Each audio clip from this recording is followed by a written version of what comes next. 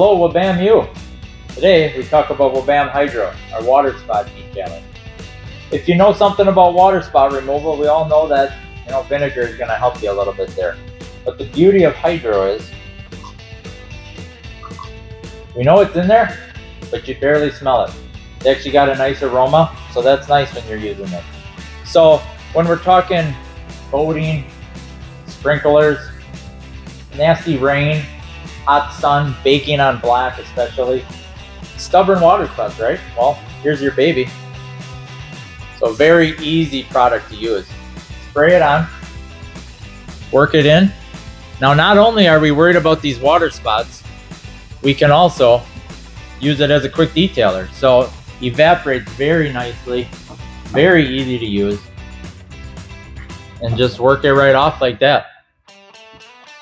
And you don't even necessarily have to go over it with any other detailer.